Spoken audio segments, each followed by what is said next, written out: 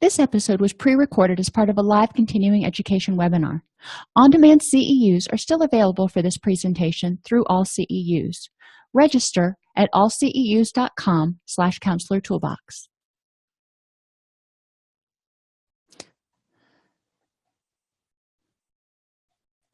I'd like to welcome everybody to today's presentation on Child Development 101, Working with Teenagers. So we're going to continue to review the developmental tasks that children accomplish at this stage. We'll examine how teens' thinking patterns are different than both preteens and adults because they're not quite to that adult stage yet. So the way we interact with them needs to be a little bit different. We'll explore ways to assist teens in enhancing their self-esteem. Developmentally, they've gone through a lot of Erikson stages at this point. So this stage of identity development is really kicking in strong, and it's a longer stage than many of the others. And then we'll also review Kholberg's theory of moral development, which we touched on last time, because the formal stage of moral development really starts at about age 9 and progresses from there. So starting off with Kholberg, remembering that conventional morality starts at 9+ years, and they're internalizing the moral standards of their valued adult role models. Now let's think about the difference between middle schoolers and high schoolers and who their valued adult role models are. I know working with teenagers, when I was in Florida, we had a facility that housed 16 boys ages 14 to 18, and we had them for 6 months at a time. And their interests, their values, the people that they idolized was very different than the children who were 13 and under. So it's really interesting to take a look at what changes as far as who they're valuing and what they're valuing at this point. Their parents can still be valued adult role models. Just because they're teenagers doesn't mean their parents automatically drop off the radar. Parents that are involved in their kids' life will be an adult role model. And the strength of the relationship really impacts a lot of how much the child or the teenager looks toward the parent for advice, for feedback, for whatever. And we'll talk a little bit later about how with parents, and at this stage especially, teenagers look more to what parents do than what they say.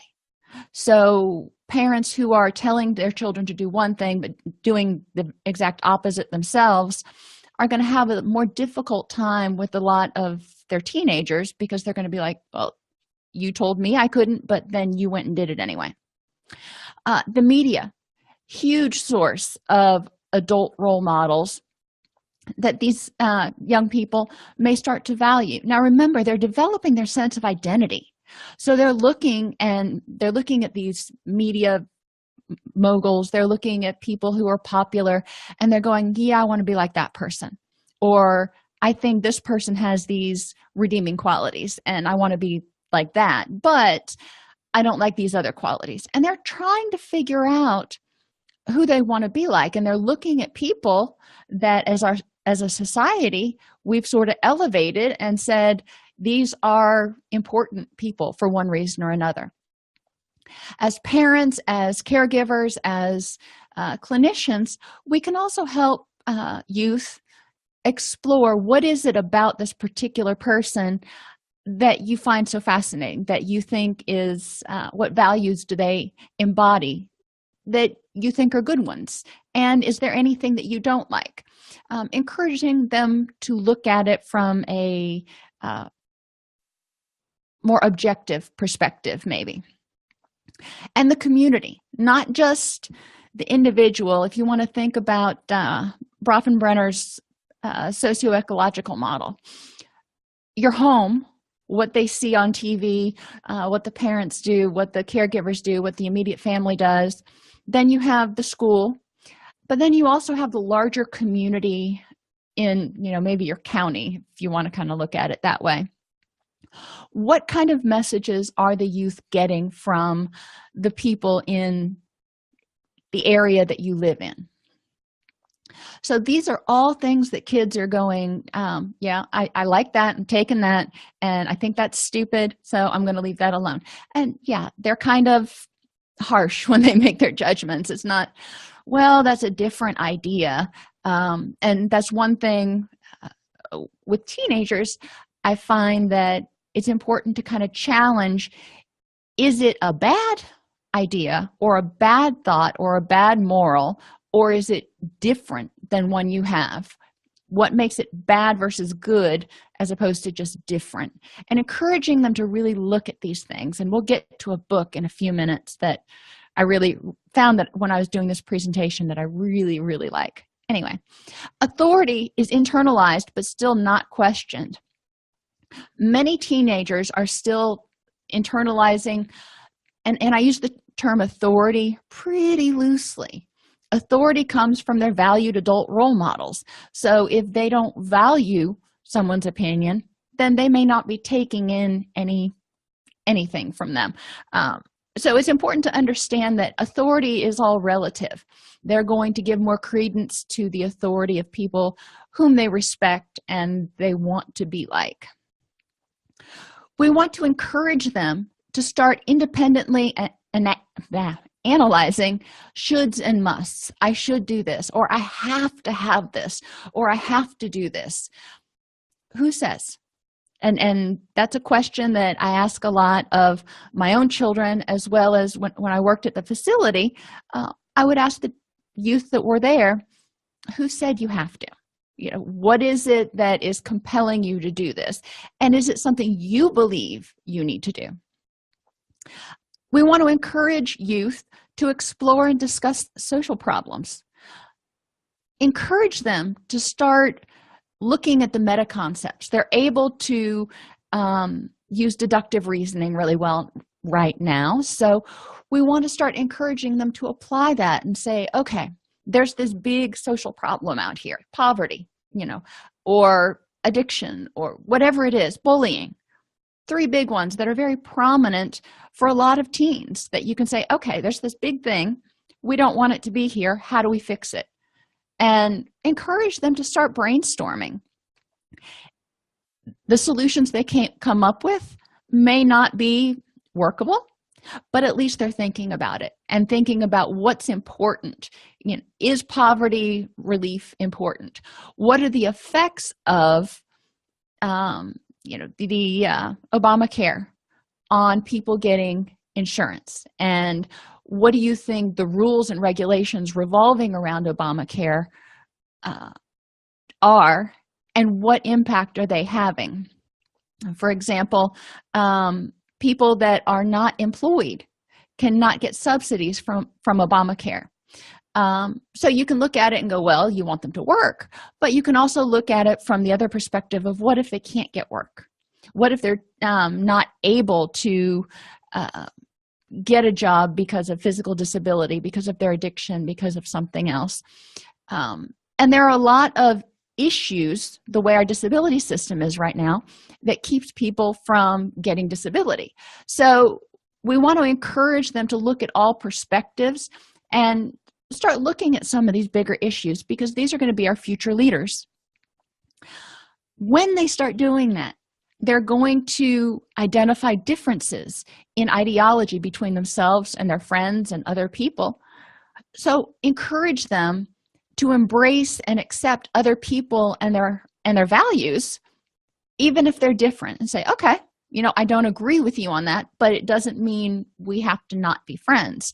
And encourage them to be able to rationally and reasonably discuss their viewpoints.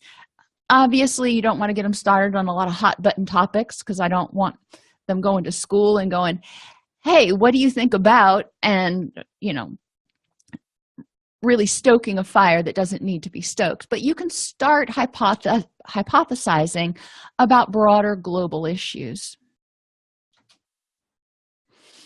Reasoning is based on the norms of the peer group, and they're still trying to develop these good interpersonal relationships and maintain the social order.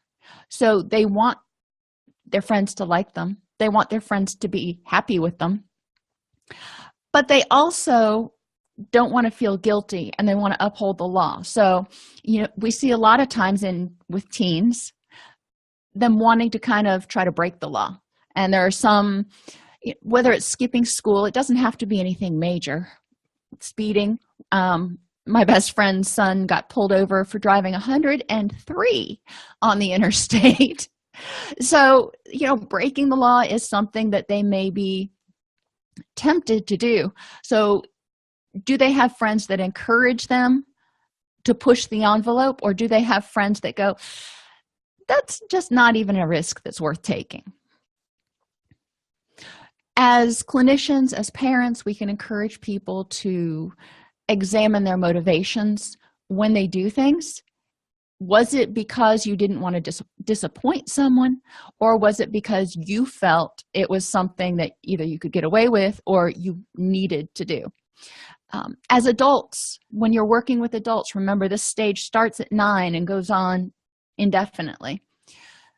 When we're working with our clients, we still want to continue to encourage them to ask themselves, who says? What do I personally believe about this? And if my values or opinions are different than those around me, what does that mean? And sometimes that can be a big issue for even our adult clients, because they are seeking external validation. And we're going to talk about ways we can help them not need external validation as much and have a stronger self-esteem. So here's the book that I found. It's called Moral Questions in the Classroom.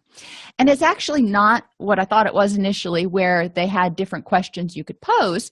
It's actually talking about how when teachers and clinicians and parents, you can extrapolate, propose moral questions, we often ask them, but then we have a right answer in the back of our mind. And so youth can provide their own answers, but oftentimes we shut them down and criticize or always play the devil's advocate without giving any credence to their viewpoint, which makes them not want to hypothesize. We want to encourage them to start thinking about, who they are, where they're going to be, what they're going to stand for when they get older. We still have those biological needs in Maslow's hierarchy, so they're trying to fit in. They want to be friends with everybody, or at least a certain peer group. They want to figure out who they are, and this is a stressful period of time trying to do that. I mean, think about if we've all started a new job. When you start a new job, how stressful is it trying to figure out how everything works and what the procedures are and the social pecking order, if you will, that's going on in the organization where you're at? Well, multiply that times 10, because it's not just school. It's where do I fit everywhere? So this is exhausting for these youth. They need to pay attention to their sleep and their nutrition and get enough sunlight. Too often I see adolescents, and this was even way back when I was at the treatment facility with the youth, they didn't want to go outside. They wanted to stay in and play video games. And we forced them to go outside when the weather was nice and do outdoor recreation and everything. But sometimes youth need a little bit of a nudge to pause the game and go do something outside, get some sunlight. They need medical care. You may start seeing some things come out in terms of psychological issues, depression, anxiety. You also may see some ADD characteristics. So making sure that their medical stuff is all in alignment to prevent as many problems as possible. Remembering some of the other presentations that I've done, and we've talked about the fact that there are a lot of symptoms of psychological disorders that are actually caused or can be caused by physiological issues. And since youth are growing so fast and spurt here and spurt there, it's not hard for things to get a little wonky physiologically. So if something starts going wrong, ensuring that they're getting checked up by their primary care physician, and getting exercise. It releases serotonin. It helps people keep from getting achy and stiff and all that kind of stuff from being stuck in a chair or on the couch or wherever they're at. It's important to encourage them to exercise and destigmatize exercising. It doesn't have to be the gym. What do they like to do that's fun? It can be playing with the dog. It can be going in their room and shutting the door, putting on their headphones and dancing around like a crazy person. I don't care what they're doing as long as they're up and moving around. Safety. Now, this becomes more prominent because teens are getting a lot more independence at this point.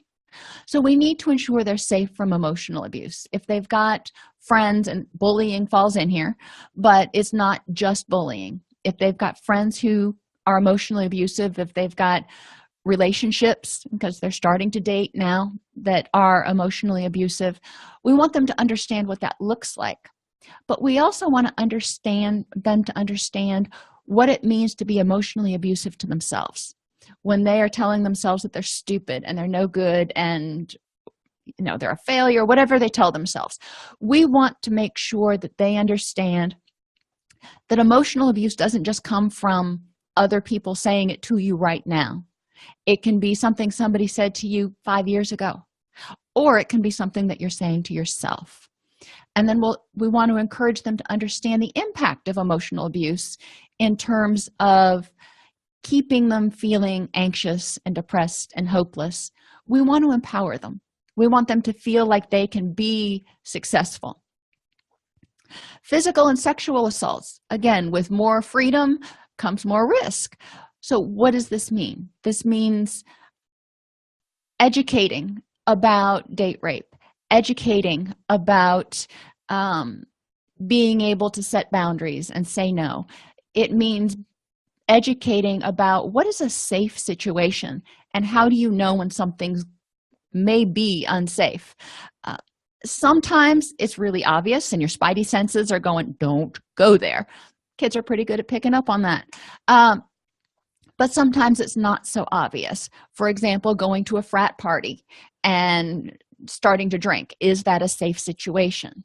And if you're going to do that, how can you make it a safe situation? Like have a buddy go with you.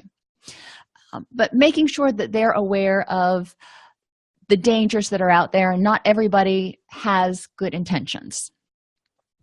Which takes us to drug and alcohol. Drugs and alcohol, teens experiment. Let's just be realistic. The adolescent brain, and this also goes with other addictions, including porn, the adolescent brain is not as resilient to the influx of these addictive behaviors. The surges of dopamine that happen have a greater impact, and the research has shown that the impact on the adolescent brain is much stronger for any kind of addictive behavior. So we want them to understand that, yeah, you may experiment, but sometimes with some drugs, when you experiment, one time's all it takes. And that throws your brain chemistry enough out of whack that when you start to sober up, it starts to hurt really bad, or you really want to go back there again. So you use again, and help them understand how addiction can start from either chasing that high and or from finally experiencing relief. I saw a post on Facebook a couple days ago that this guy said, addicts really aren't stupid. They're brilliant, because somebody had said addicts were not so smart. And he said, they're brilliant. They figured out one thing that can help them deal with 128 problems. How awesome is that? I mean, it's not necessarily a helpful way, but it makes sense when you look at it. If they're hurting, they know how to make the hurt go away. It doesn't matter what's causing the hurt. So I digress. Drugs and alcohol, we want to help them understand that yes, they can produce a euphoria, but they also have side effects. And is it worth taking the risk? And then we move on to love, belonging, and self-esteem, which on Maslow's hierarchy, love and belonging come below self-esteem. And I used to have a hard time with that because I'm like, well, if you don't feel good about yourself, if you don't love yourself, then how can you love anybody else? But then I started thinking about it from a developmental perspective. And it occurs to me that a child having love and belonging in their family of origin helps support the development of their self-esteem. Aha, hence the pyramid. So to review real quickly, love, belonging, and self-esteem, and reciprocal determinism, which, I had to throw a bunch of big words in here just because. It means that if you're feeling love and belonging, then you're going to feel good about yourself. And if you feel good about yourself, you're going to do things that encourage love and belonging. You're going to improve your relationships. If you don't feel good about yourself, a lot of times it hurts relationships. So we want to make sure we create an environment that continues the momentum of self-esteem building. The initial stages of development, trust versus mistrust is the first one, where the child learns to identify their feelings and learns that they can trust other people to be there. That's kind of belonging. Autonomy is your next step, and the child learns, I'm lovable even if I make mistakes. Remember, this is potty training, so there are going to be some mistakes, but it's not a huge crisis. And the child learns that, it's okay to try things, and it's okay to have a different opinion or want to do things independently. My caregiver won't reject me. Belonging. Then we move on to initiative. The child starts to assert independence in elementary school. I can do things by myself, but I can still rely on others. So the child knows that they can venture out, but then they have a home base where they belong, where they're loved, regardless of whether they make a mistake or not. Then industry is kind of your middle school years. I can succeed at things that I try, but I'm still acceptable if I fail. So the child has experienced, in theory, in an ideal situation, unconditional positive regard, unconditional love, and belonging, regardless of whether they made a mistake. And, they were always able to come back to a safe home base that said, okay, let's dust off the knees and get back up and figure out how to do it again. So now we're on to identity versus role confusion. So they have this safe home base. But at 12 to 18, what are kids trying to do? Hopefully not 12, but as they get into high school, they're starting to try to assert their independence, which can come out really strong as a complete rejection, or it can come out a little bit more gradually. So kids are trying to figure out, youth are trying to figure out where they fit in. One activity you can do, and unfortunately, because of all the copyright stuff, I can't play the song, but I Just Can't Wait to Be King by the Lion King. It talks about how he wants to assert his own independence.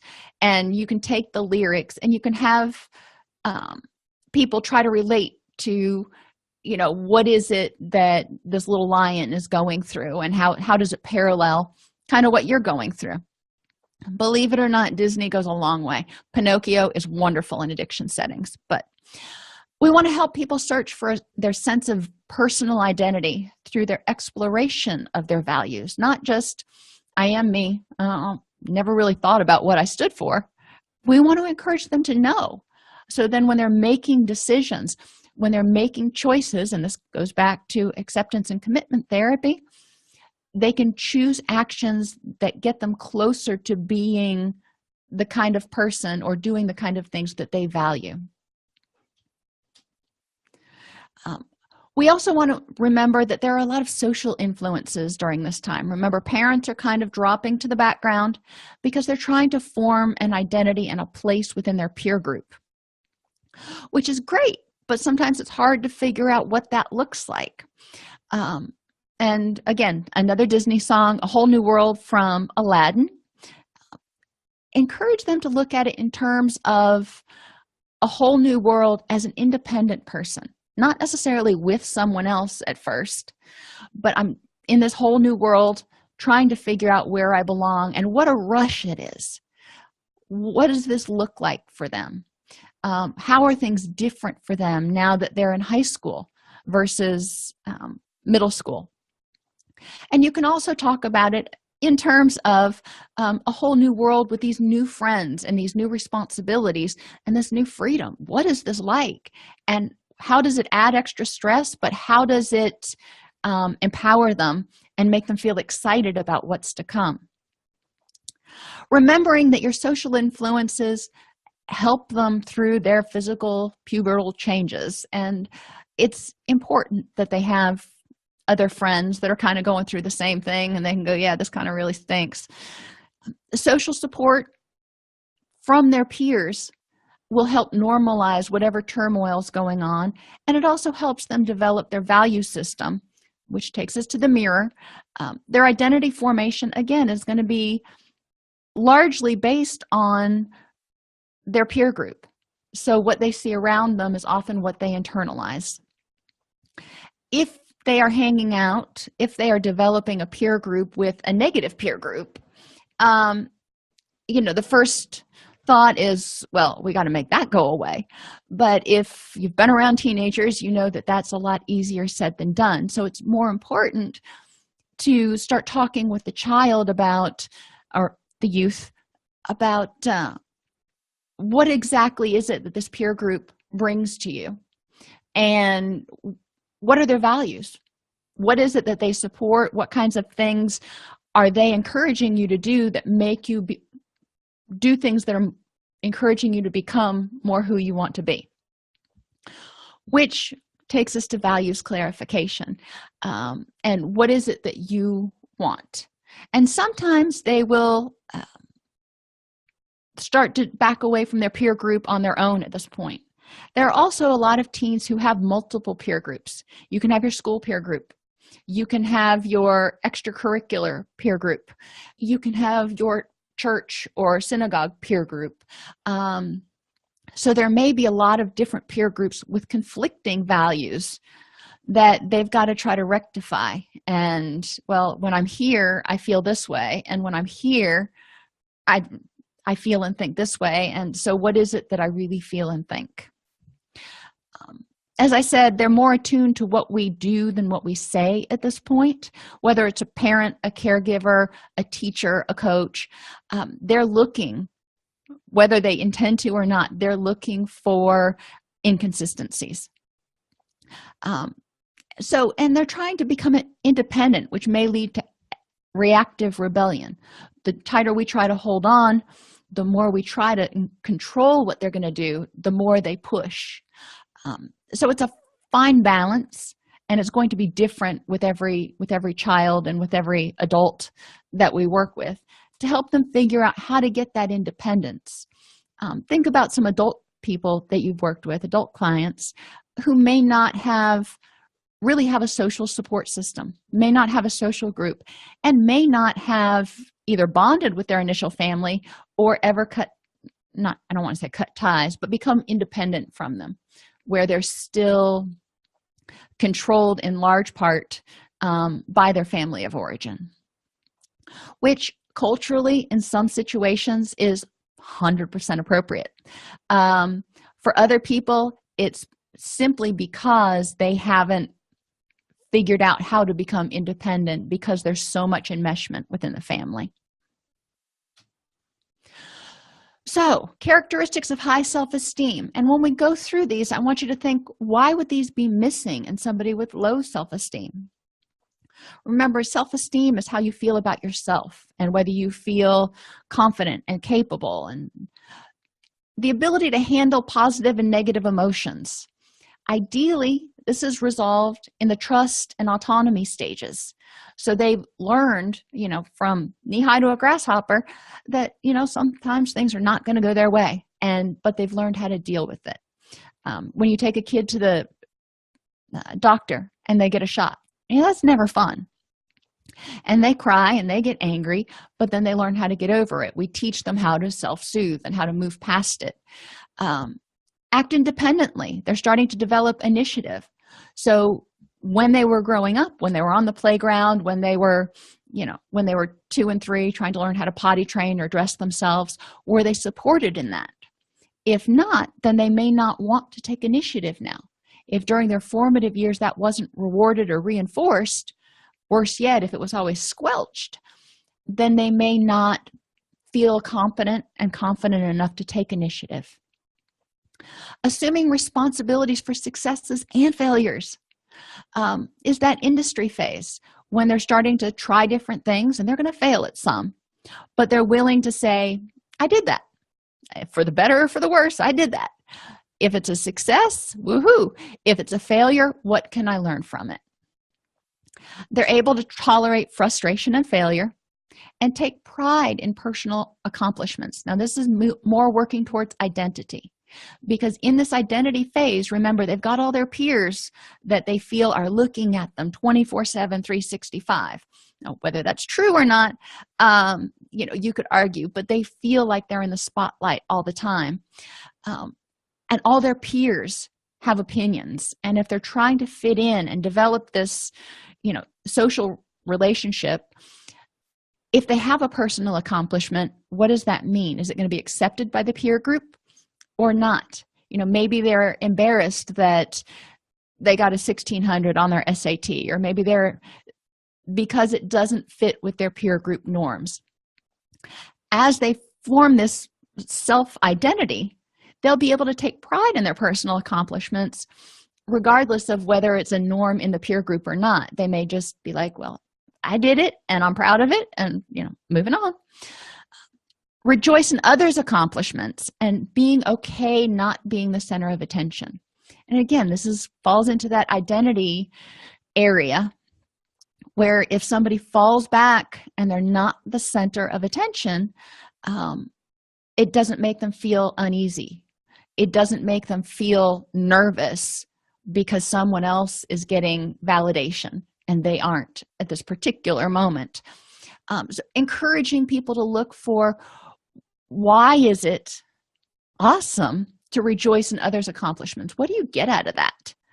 How can you feel good, and what values does that support when you are supportive of other people's and their successes? Accept and give constructive feedback, and the emphasis is on constructive. But kids learn this in middle school, in elementary school. They start learning the difference between constructive and destructive feedback. So they're developing that. But this is still true in the identity formation phase. They're trying to figure out who they are. So they get this feedback, and we'll assume it's constructive. And then they've got to decide, what do I do with this? How does this fit in with how I view myself as a person? That can be daunting for an adult, let alone a teenager. They will attempt new tasks and challenges that are presented to them. Up when they were little, they were trying new things and, learning new things. Now, more difficult tasks are being presented. More public tasks are being presented. But someone who has an established sense of identity and high self-esteem can say, I'll try it. I might not succeed, but I will sure give it my best shot. And they feel empowered. They feel capable. They feel like, I can try it. And you know what? If I fail, I can rely on other people to help me out, because they've learned that other people will be there even if they're not perfect. And they're able to offer assistance to others because they've figured out who they are, so they're not needing to be picked up and elevated by other people all the time. They can reach out to others and go, let me help you out. So low self-esteem, big one, is need for external validation, because they need somebody else to tell them, you're okay. You're a good person, which tells me they, for some reason, did not form that idea about themselves when they were younger. Now, again, think about how many adult clients we've worked with who have abandonment fears and don't feel competent or have any sort of sense of self-efficacy. So let's think about how this must have developed. Now, sometimes, don't get me wrong, with adults, sometimes there can be some major crisis, or all of a sudden there's a cascade of things that happen and they lose their confidence. In teenagers, a lot of times we see that it's a progressive developmental thing where they never developed a sense of who they were, or they never appreciated the fact that they are okay for who they are. One of these things can be a failure to understand their self and complementarity. Not everybody is the same. Sometimes it's a yin and a yang. So helping them appreciate the differences in their friends, appreciate the differences in their siblings, and how that they may be different than other people, but how that's not bad. It's just different. And a lot of times it means that they're bringing something the other person doesn't have. And you can go through temperament on this and really look at some of the different dimensions. Introverts versus extroverts. Extroverts like to think things out. They like to talk while they're thinking things out and solve problems while they're talking, and they're very energetic, and they can kind of be all over the place sometimes.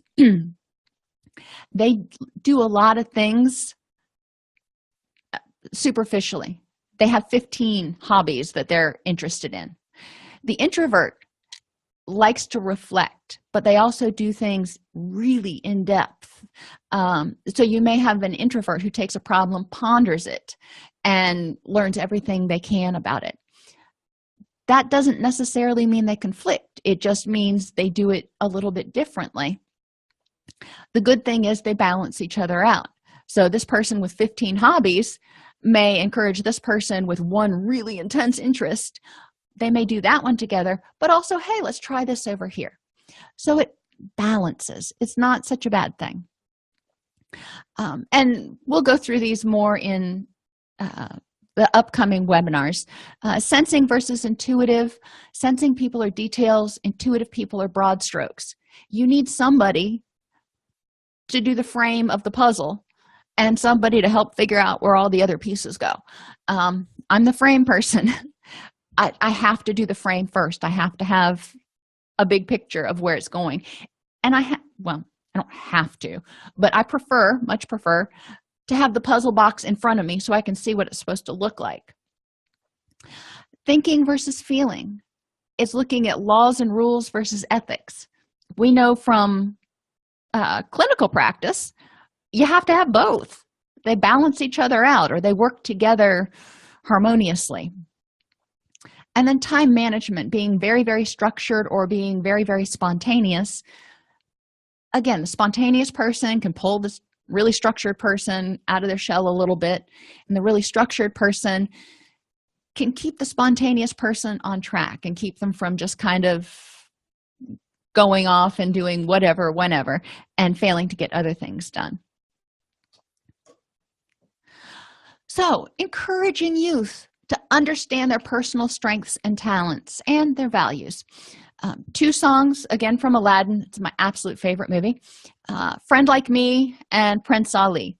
I like Friend Like Me just because I think it's one of the best songs Robin Williams ever did. But the genie's talking about how you've never had a friend like me, and these are all the wonderful things I can do for you. And Prince Ali, he's going to the castle to try to win Jasmine's love, trying to prove why he's worthwhile. Now, proving why he's worthwhile, don't really want to necessarily encourage people that they have to prove that, but he was well aware of his strengths. So what are your strengths? Just like Prince Ali had his. What do you bring to the table? What can you do for your friends like the genie could? Sometimes, if you have like a 2 or 3 hour group, it's fun to watch the movie and then talk about the parallels between some of these characters and the youth's life. It's much more non-threatening than going through the standard clinical stuff. Low self-esteem leads to fears of failure, rejection, isolation, which are some of our basic fears. If you don't feel good about yourself, then you need other people to tell you you're okay. And if I fail, then they may reject me. And if they reject me, I'm going to be alone forever. And if I'm alone forever and I can't change any of this, then I'm powerless. I'm getting overwhelmed just saying it. So you can see how that would cause high anxiety and depression, which perpetuates until the person's self-esteem gets stronger, which is what we want to do. We want to help them figure out, what are your values and why are you awesome? Put on top of this, as if they didn't have enough to deal with, hormone changes, which, boys and girls have major hormone changes during their teen years. That adds, a lot to their emotional reactivity. They're going through rapid growth, so they may require more sleep, and sometimes they may not sleep as well because they're achy and, quirky. So they may be more irritable. And they still lack a larger frame of reference. They've been on this planet for 16 years. And think about how much of that 16 years they really have a lot of experiences with versus they were in diapers. So they don't have as much of a frame of reference as we do to say, in the big scheme of things, it's not a big deal. Everything's a big deal to them. So what do we do to build their self-esteem? Help them figure out what they want. Encourage them to set SMART goals, specific, measurable, something realistic and time limited. I'll figure out what it is as we go through it. Make sure the goals are specific enough that somebody else knows what they are, and it's something that can be done, achievable. That was it. Something that can be done in a reasonable period of time. We don't want to set 6-month goals or year goals for a teenager. Let's set, what are you going to do this week or this month? There are some goals like graduate high school that are way out there. But right now, you need to get through biology. You need to get through this semester of biology. So what do we need to do to get through this semester? We'll worry about the rest of it after we get through this semester. Helping them walk through setting these goals. Measurable.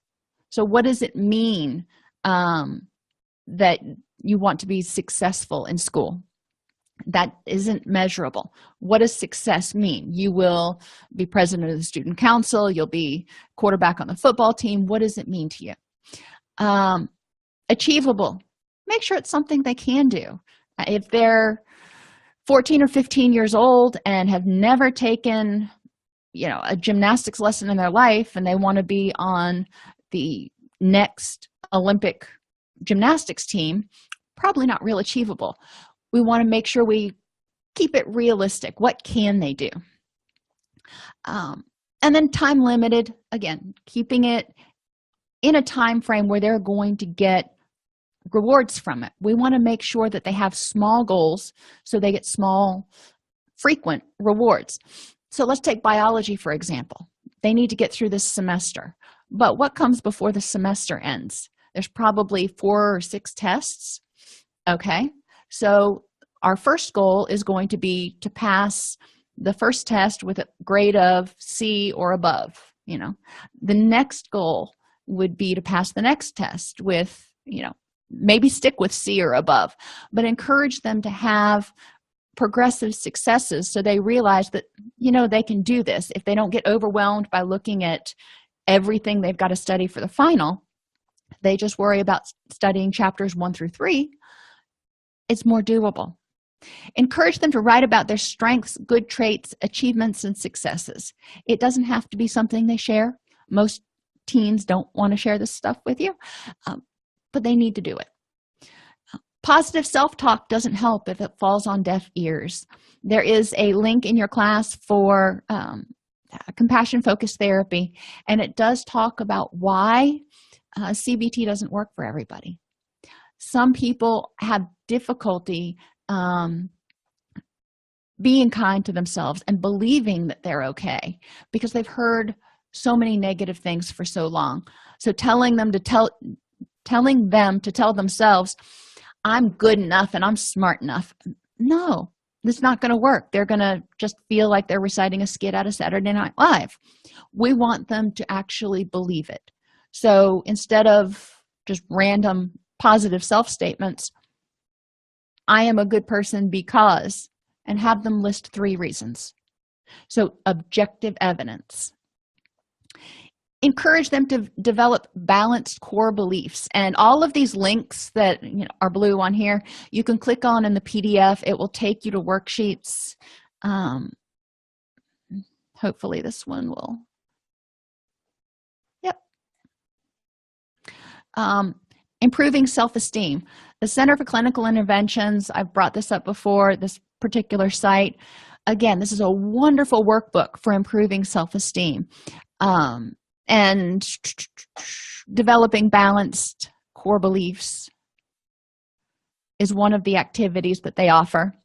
Identifying their negative core beliefs and adjusting them to be less negative, but also identifying their positive core beliefs and enhancing those.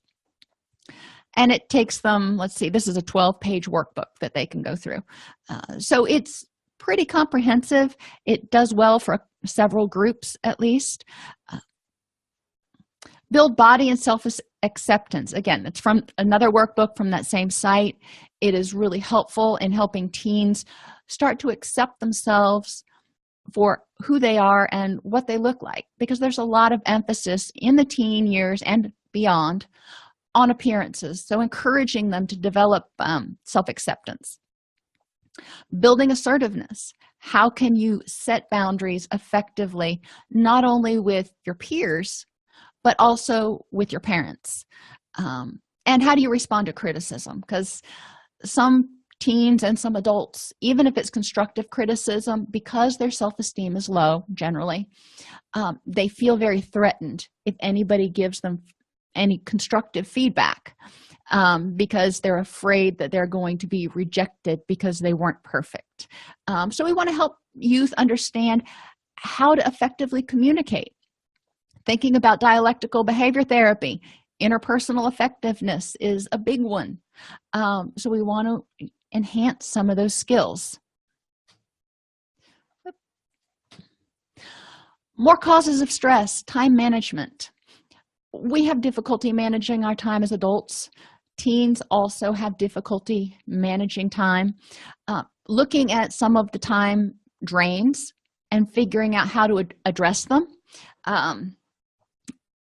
is one step. You know, maybe the computer, it's maybe Facebook, maybe games, maybe something else. So setting a timer so the computer goes off, doing what you need to do to address your time. You can also identify what has to be done. And I have clients write down everything that has to be done this week.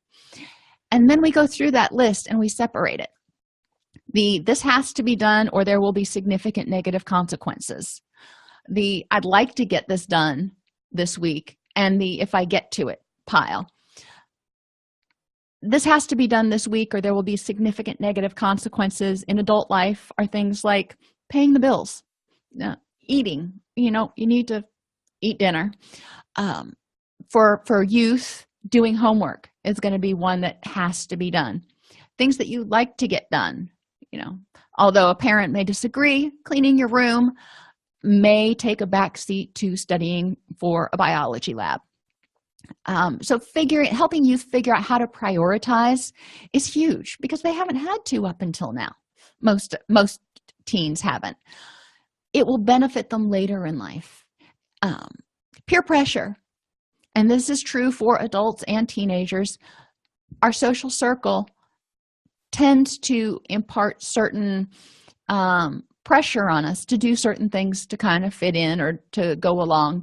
And it can be something very innocuous, like we're all going to the movies. You need to go to the movies with us, or we go out every Friday night. This is just a ritual that we do. But it can also be something like using alcohol and drugs or whatever. So encouraging them to figure out what things they're good with and the things they're not. How do you say no? How do you assertively back away from it? Parental expectations. As parents, caregivers, teachers, coaches, we can inadvertently add a lot of stress to teens' lives because we have so much more perspective or background or whatever.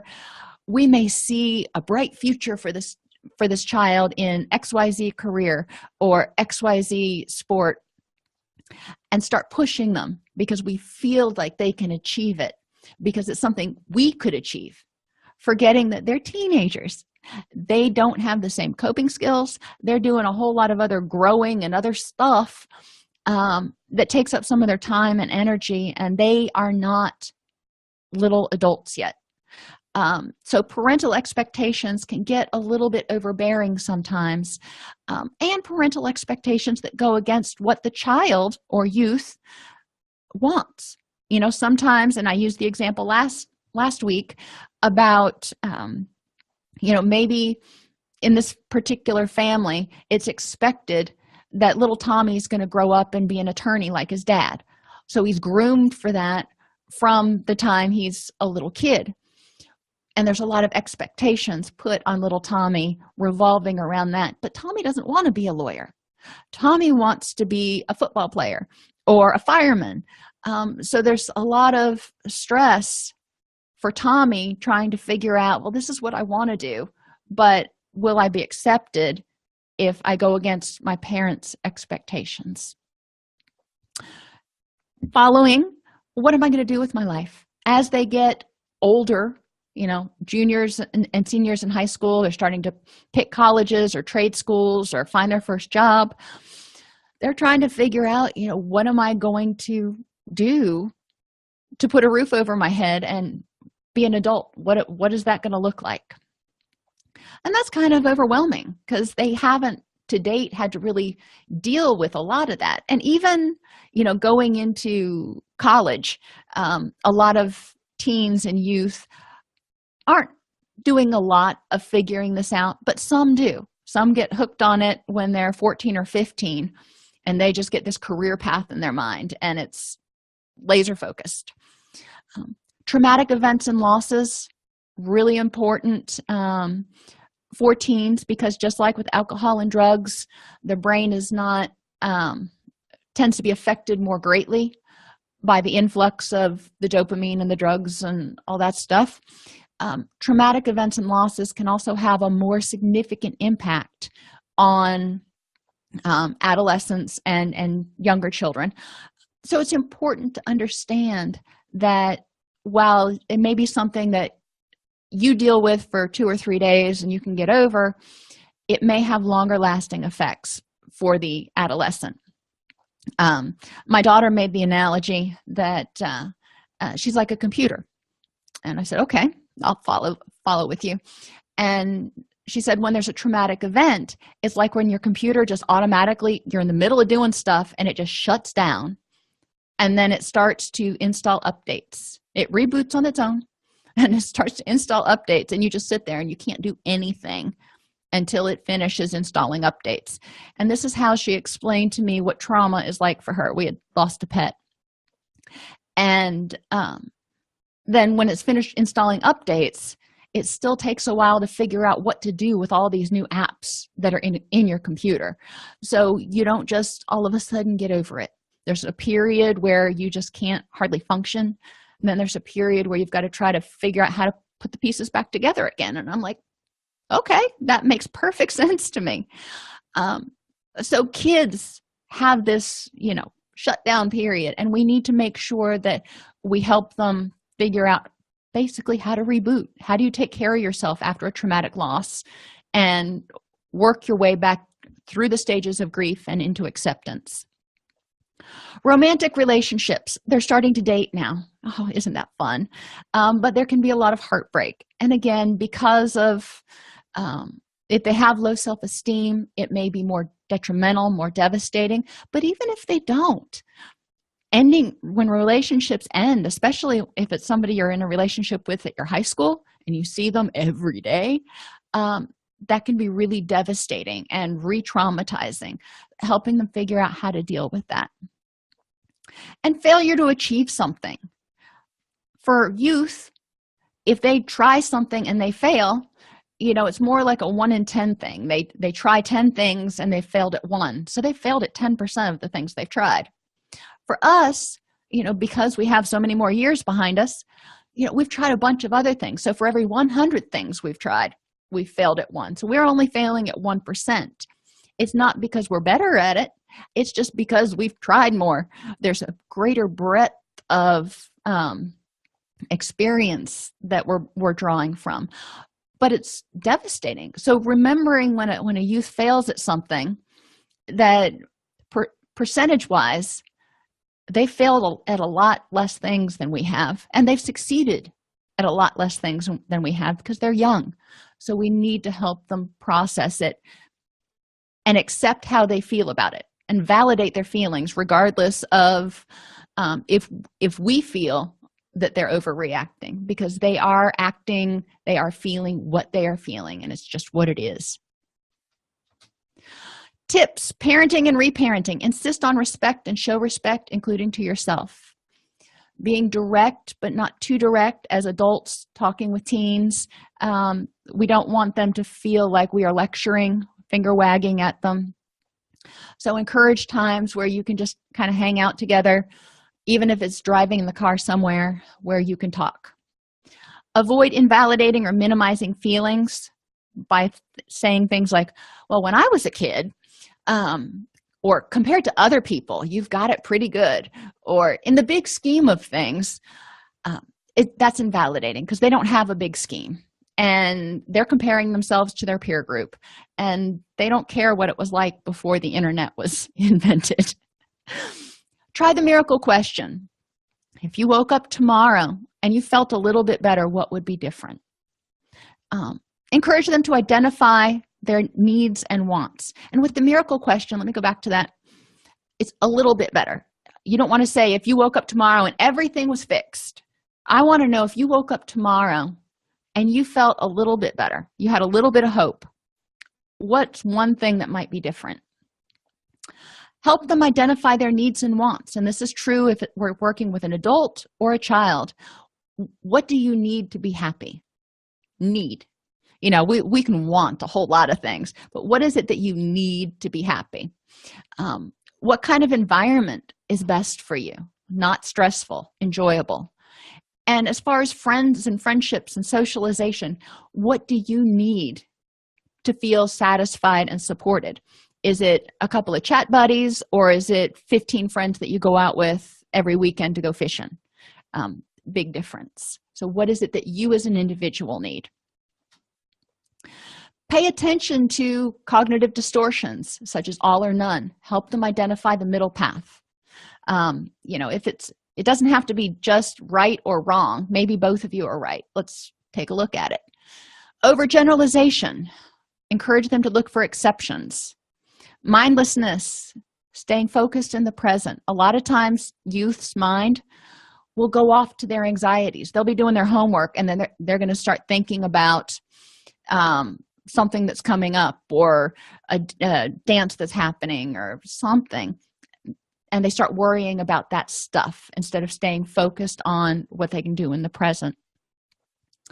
And try, if they become pessimistic, to encourage them to find the silver lining without invalidating. And this is almost impossible, it feels like a lot of times, but occasionally model this yourself. If something doesn't happen so well, just be like, that stinks, but at least blah, blah, blah. Encourage them to start doing that, because they do notice what we do and they do model what we do. Be self-compassionate and address these negative beliefs about compassion, which include sadness and grief activation. If nobody was ever compassionate to them, then if they start to be compassionate to themselves, then they feel even worse, because they're like, nobody ever did this for me, and I don't have anybody that will do it for me now. So we need to help them. As clinicians, we need to help them figure out how to be compassionate to themselves. Some people were taught that if they were compassionate, it meant they were needy or lazy or weak or unlovable. So what kind of messages did they receive about being compassionate or self-compassionate? Cutting themselves a break and saying, you know what, today's just an off day. Adolescents still lack the experiences and frame of reference of adults. Their physical and hormonal development can make them especially vulnerable to high emotionality. Improving self-esteem means we're helping them improve self-acceptance, self-awareness, and self-efficacy. So they believe they can handle tasks, they know they can handle their emotions, and they're ready to take on new challenges. Adolescents are still exploring roles and values and need to be encouraged to examine their personal belief system in order to solidify it. Adolescents who continue to strive for external validation and who fear abandonment will maintain high levels of stress even into adulthood, will continue to feel helpless and powerless, and may develop alternate ways of surviving these fears, such as rejecting social support, self-isolation, antisocial behavior. I'm going to take what I want when I want it because I don't care about anybody else. Addictive behaviors to numb the pain, or unquestioning compliance to peer pressure. Adults who had difficulty navigating adolescence will often benefit from self-esteem work, identifying and addressing automatic thoughts, including that internal critic, as well as cognitive distortions. Development of mindfulness, encouraging them to stay focused in the present moment and identifying what they need right now. Exploration of the concept of compassion and self-compassion, and identification and resolution of losses from childhood, which often manifest in adulthood resentments. Happiness and recovery is entirely possible. All teens will go through phases of dysphoria, so it's important to help them identify their process for getting through it. The key is to learn to identify what the youth's goals and values are, help them identify this, what makes them a good person, and which behaviors and thoughts get them closer to being the person they want to be and achieving their goals and values. Are there any questions? If you enjoy this podcast, please like and subscribe either in your podcast player or on YouTube. If you want to attend and participate in our live webinars with Dr. Snipes, you can subscribe at https://allceus.com/counselor toolbox.